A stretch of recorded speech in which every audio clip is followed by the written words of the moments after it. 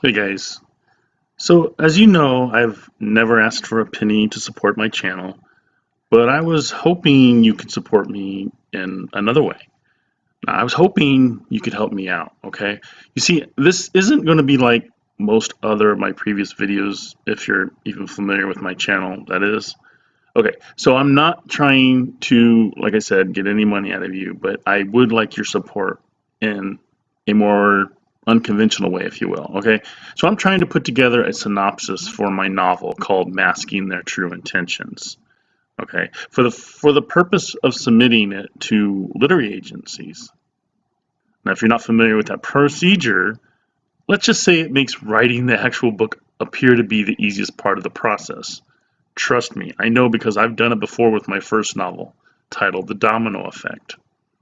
You probably never heard of it because it's never made it to shelves. I had to self publish it. Anyway, so the synopsis is not what you read on the inside cover to hook the potential reader, if that's what you're thinking.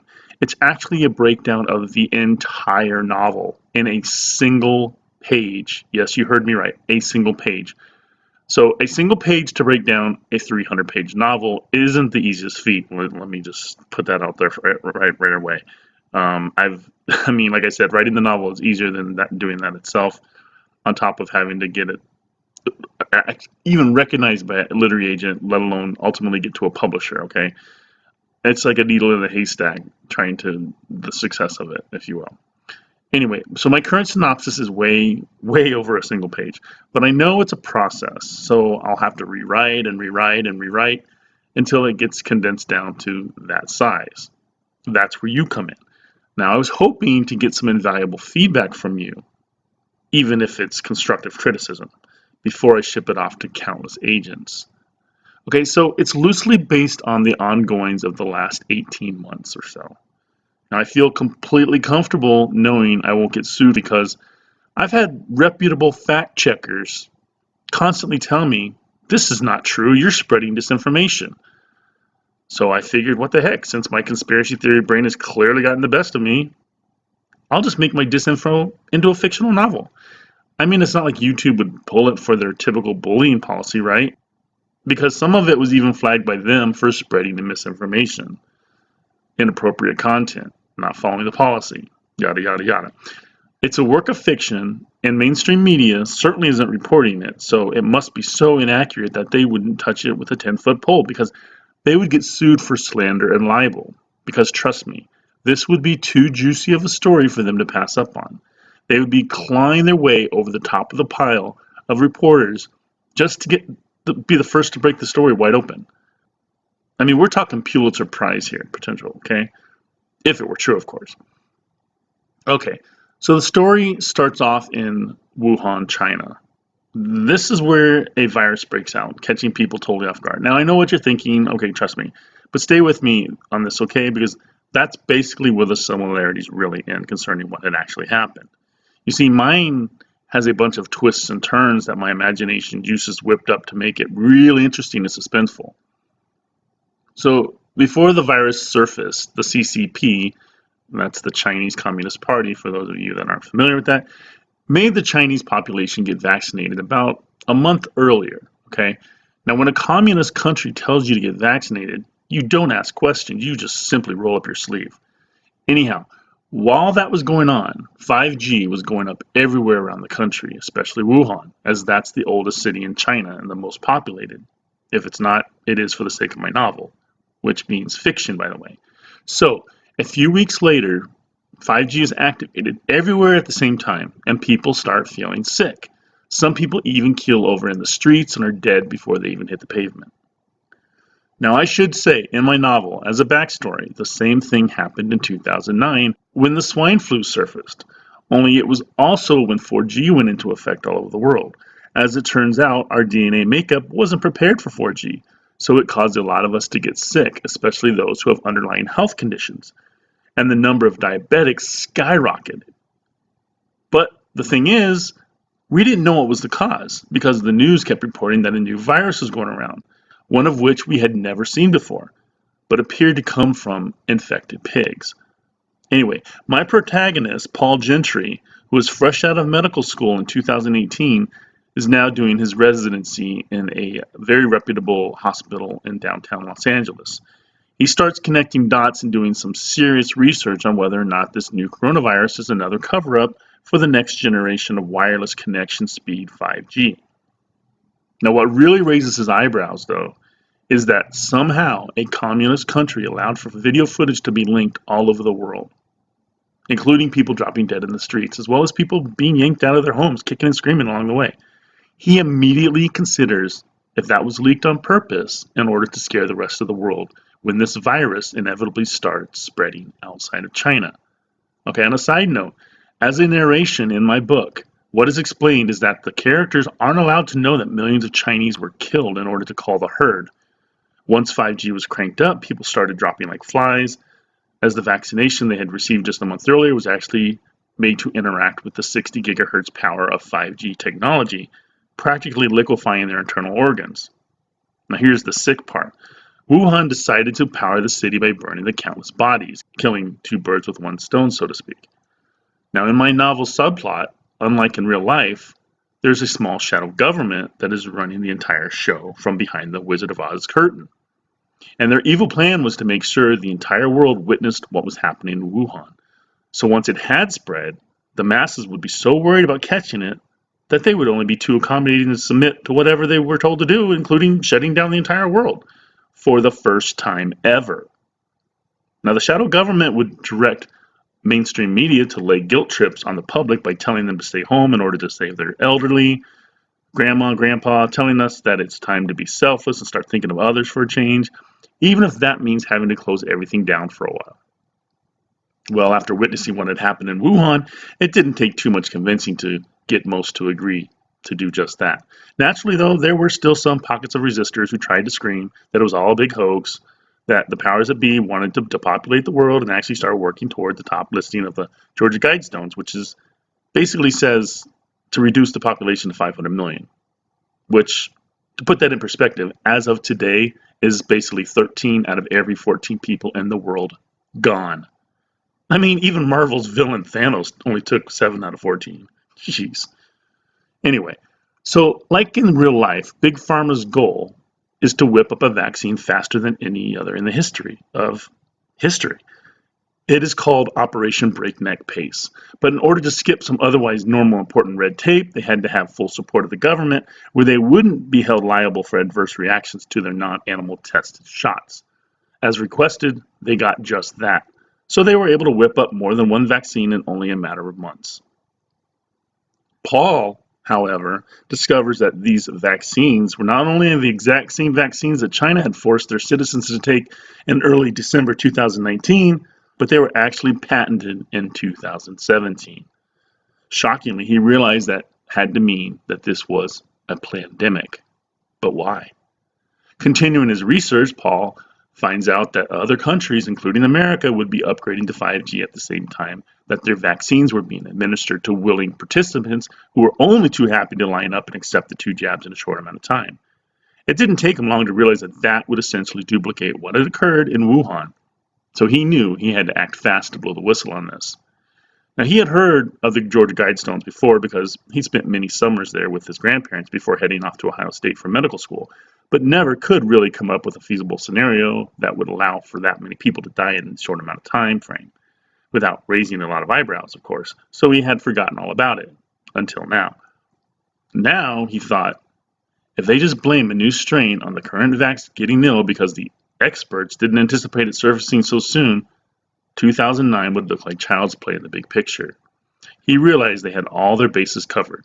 It could start a civil war with the non-vaxxed versus the vaxxed, which would naturally, the vax would naturally blame them for the new strain ever developing, and now they're the ones paying for it because their immune system is already compromised with the current vaccine doing a number on their bodies in order to build herd immunity, as the experts told them would be the case. Okay, and the subplot number 2. This whole time, the President of the United States, who had just dealt with a worldwide election fraud where leaders of other countries were involved in hacking election machines, has now proven his case and he remains in the Oval Office while thousands of people around the world are rounded up and arrested for their part in the fraud, including acts of treason in our own government, trying to take him down. Now, it may not have played out that way, but his opponent, who hadn't shown his face much during his campaign, literally had a meltdown on election night, where, as it turns out, his clone petered out on national television. And another clone, waiting in the wings just in case, was spotted by several social media crazed GOP supporters, and they plastered it all over the internet via live stream, proving that something was seriously amiss since he couldn't be in two places at once, and his ill-timed meltdown happened with millions watching. Now, without that happening, the coup election fraud would have likely gone off without much of a hitch. But this just caused more chaos in the streets as the Democratic Party screamed foul play, while ultimately caused another lockdown to prevent a full-fledged civil war from breaking out and the virus from spreading even more. A stipulation was made, though. The lockdown would be shortened for those who would agree to get the newly released vaccine. Everyone else would have to stay in their homes, apart from going to the grocery store, for an indefinite period of time. Now, needless to say, most agreed to the proposition. Meanwhile, Paul Gentry again, can really start smelling what is cooking now, and he's never liked the current president. And he certainly doesn't like him now since he's won a second term. He sees him as false light who has tricked evangelicals into believing he is essentially the second coming, chosen by God to save this country. But he's the one who invoked Operation Breakneck Pace in the first place, which most had praised him for, but not Gentry. Not only that, but he discovered that the virus out of Wuhan was never successfully isolated, so there's no way it could be considered a vaccine in the traditional sense, making him consider they were using the familiar term to deceive the masses. They would see it just like any other seasonal flu shot, rolling up their sleeve like clockwork. This shot, however, was an mRNA shot, which was meant to close the gap, never isolated. This also made him consider that the millions of positive tests around the country, much less the world, had to be all fabricated. After all, how can you test for a virus that cannot be isolated unless the experts told those in charge to crank up the PCR number so high that it would detect anything, resulting in 95% false positive results, which mainstream media would use as a nightly scare tactic. Somehow, viewers never noticed that the news never reported on those infected at that moment in time, nor how many had actually recovered. Nope, just the overall infected number every night to instill constant fear. And for good measure, the test swabs would be contaminated, explaining why they had to be shoved up into the blood-brain barrier when a cheek swab should do the trick. Without the swabs being contaminated, not enough people would present with actual symptoms to scare them into going to the hospital, where most would never leave. Like the Hotel California, if you're familiar with the Eagles hit. As it turns out, hospital heads were paid a lot of money to not only diagnose patients as infected with the virus, but died from it too. That was where the real money was at. Heads agreed to this because they knew they would be losing a lot of money due to their beds not being full without a real pandemic, and they had to recoup it somehow without showing their hand. Now, after the vaccines were released in the beginning of 2021, by the time fall had rolled around, the news reported this would be one of the worst flu seasons on record, which is odd. I mean, considering the flu appeared to take an overdue vacation in 2020 when the virus struck out of nowhere. Gentry, though, was all but convinced that it was merely a rebranding of the flu, as the symptoms were nearly identical aside from the virus's asymptomatic angle. Now, this is where Gentry first started to dig, because telling healthy people they're potentially sick and that sick people aren't allowed to get tested but healthy people can caused his spidey senses to go into overdrive, as it made absolutely zero sense to him. What he was amazed by is that his colleagues and superiors were just going along with it as if it were expected. Being a lowly resident, he knew he didn't have much clout to say much on the matter, or he'd likely lose any chance of working in any hospital ever again.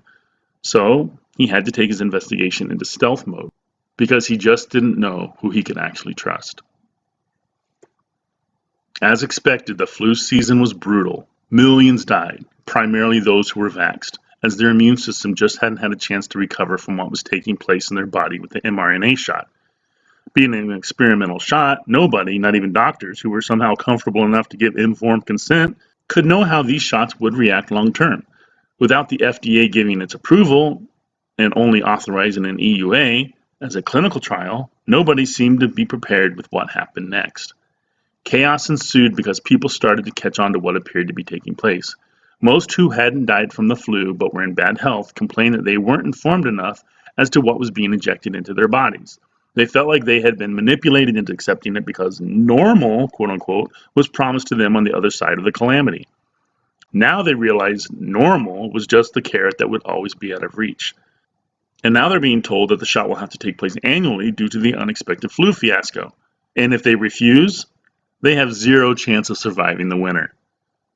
Little by little, Gentry can see their 500 million goal coming into focus.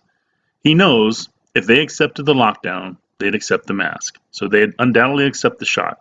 So why would they stop there? They'd naturally accept any subsequent shot offered to them because the train had already left that station and it didn't have any brakes. He also knew that because the first virus was never isolated, there's no way for the so-called experts to be able to pinpoint any subsequent variant of it. The world was being taken for a ride, straight to hell. He wasn't a very religious person, but he'd always believed in a higher power. After all, his parents had named him after their favorite apostle, and he knew the basics of the Bible, especially Genesis and Revelation in particular. He figured he should at least know the beginning and the end, if nothing else. Revelation had always intrigued him the most, though, so he knew all about chapter 13, especially verse 17, where it says, "You cannot buy or sell without the mark." He was starting to see where the vaccine certification was headed, as no vaccine before had ever come close to requiring one. He just never imagined it would actually happen in his lifetime. At this point, though, with new variants bound to surface, despite it not being possible to isolate them, he knew it wouldn't be much different than their ace in the hole card, asymptomatic. As in, they'd be using smoke and mirrors from this point forward, where the vax would be required to get yearly shots, and the non-vax would have to find a way to survive because they would essentially be cut off from society, having to fend for themselves for the most part. At that point, he understood that this was way bigger than him. If this was God's will and how he wanted the end to begin, he wasn't going to interfere. He had already spoken his mind on the so-called vaccine, which was about as productive as banging his head on a brick wall and expecting it to scream out in pain. He figured his lifelong goal of becoming a doctor didn't really matter anymore, especially since he would have to compromise everything that he'd stood for to achieve it. What he had never expected, though, was what was soon to come, as in arrive. An alien invasion would swoop down, claiming to be mankind's creator.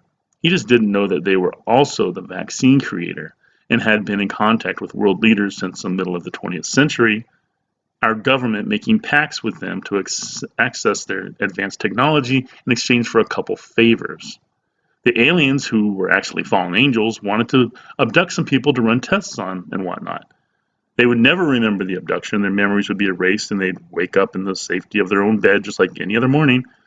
What our governments didn't know, though, was that that was just an opening for things to come. If you make a deal with the devil, don't be surprised if you get burnt. And that's exactly what happened. It continued happening to this day as they overtook our government by soul-scalping members of Congress, world leaders, greedy people in Hollywood who craved fame and fortune at any cost by inhabiting their bodies, as well as through clones, so they could blend in with Father's wheat while controlling the world for their father, Lucifer. Lucifer knew that people of major influence could get the rest of society to go along with what their idols/heroes were doing. After all, how do trends start? If they claimed the vaccine was safe, people would listen. Mankind didn't stand a chance. It was being destroyed by the very ones who were replaced as Father's last creation, and that was their plan from day one in the garden. But they knew the laws of the universe would only allow them to act via deception, whether through temptation, like Hollywood, or fear, like how they would control society. No matter what, they had to figure out a way to always make it appear as though it was mankind's choice.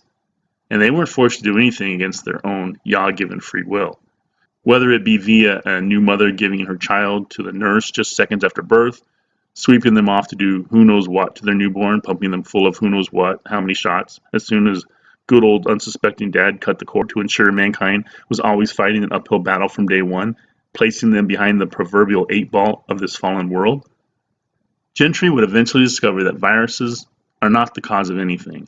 They are merely secretions of a poison cell cleaning house, not unlike, say, defragging a hard drive. Shockingly, he would discover that, as a scare tactic, mankind has been made to believe that viruses are contagious when they aren't. They're all caused via the vaccines we had gotten as children, and those older people who were fortunate enough not to be treated like pincushions early on in their life, well, they had annual flu shots for them. With his eyes wide open now, Gentry discovered that mankind has been taught mostly lies since the garden because of who was allowed to run this fallen world. He just never imagined just how much help Lucifer would have along the way by always being disguised as Father's wheat, clay mixing with iron. He was all but completely convinced that the dark side's primary goal was to take us back to Noah's time, when mankind was the minority on the planet while hybrids ruled the world as the dominant species, starting with Cain because his father was actually Lucifer, who was cursed to resemble a reptile for his great rebellion. But he could shapeshift to resemble whatever and whomever he wanted to. And then once the Watchers fell, via their offspring, the Giants, things really got crazy. And this so-called vaccine was meant to alter mankind's DNA worldwide to the point where the vaxxed would become his hybrid creation because the so-called experts running the show were actually hybrid Soul Scout bodies being controlled by fallen angels who had taken over without society being the wiser. Now, more than ever, Gentry understood what he had to do. His sole purpose in life was to get people to repent for their sins and get right with their Heavenly Father because time was so short. He didn't know how much time they had, or if it were even already too late for the vax to be saved. He had nothing to lose at this point, though, because he wasn't even concerned with his own safety anymore. He was going to be a watchman for Father Yah, no matter what, and try to help reverse what was being done to mankind before it was too late, as the Great Tribulation period was on the brink. If he couldn't save the vax with his medical degree, at least he could try to do whatever he could to help save their souls before they crossed over into their eternal destination. So, too far-fetched to believe, even for fiction? Needless to say, I had to leave a lot out of the rough draft synopsis, but it gives you an idea what it's about. Now, I know what some of you are probably thinking. Why would I read this novel when you've told me how it ends? You've ruined the hook. Well, I've gone the traditional route with my first novel, The Domino Effect, and keeping the ending for the actual purchaser didn't seem to be successful, so I just figured I'd try a different route this time. And trust me, the amount of people hearing this video is a drop in the bucket compared to the audience out there who could potentially buy it without knowing the beginning, middle, and end. With that said, please tell me what you think. All comments are welcome. And remember, any similarities to actual places or living people are purely coincidental for this work of fiction. God bless.